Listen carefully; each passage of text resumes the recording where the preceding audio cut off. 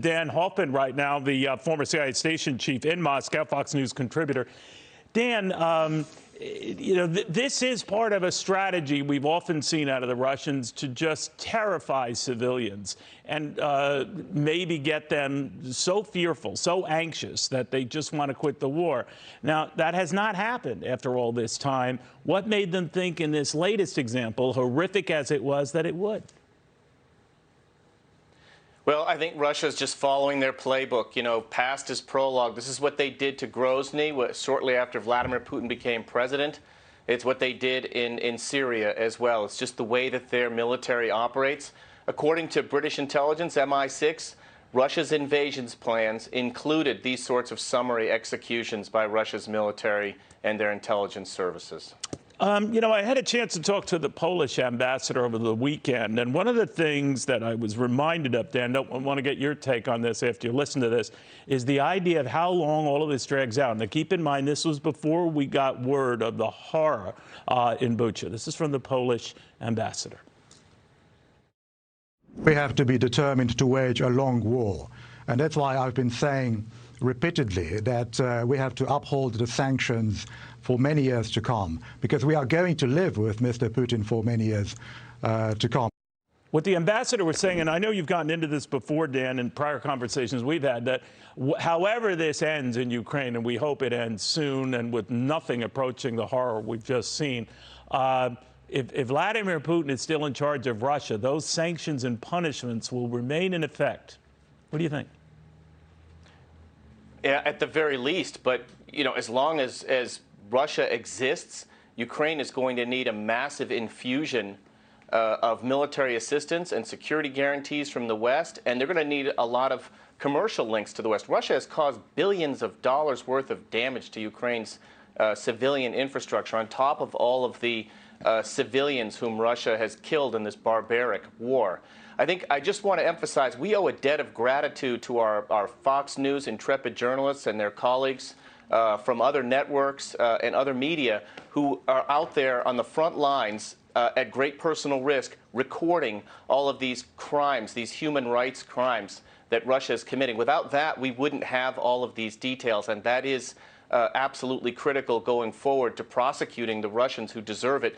And the second and last point I'll make is that this is an opportunity for President Biden to emphasize, speak to the Russian military, tell them to stop taking orders from the KGB guy in the Kremlin. Stop firing, raining down hell on Ukrainian civilians, and this can end and we can normalize our relationship with Russia. But that's got to happen first. Do you think that could ever happen, Dan, with Vladimir Putin in charge, though? No.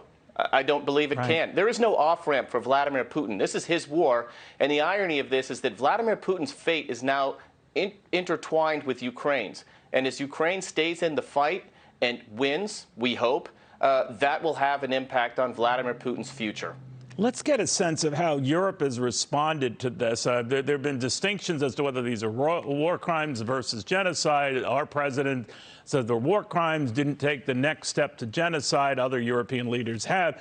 Regardless, I'd be curious what you make of the fact that from Germany to France to Italy, there's been a call now to sever all of those natural gas and oil shipments, like now. Don't wait. Now, Austria stands out saying, well, wait a minute, let's not do something crazy here that hurts us. But by and large, they have now pushed for ending all of these, shipments like now. How likely is that? And then what happens? Because Russia always seems to find a way around them. Yeah, so this is going to be challenging from an economic standpoint because Europe has to import gas and oil from somewhere, and they didn't plan for this years ago. Look, Vladimir Putin has been the same KGB guy in the Kremlin for 20 years.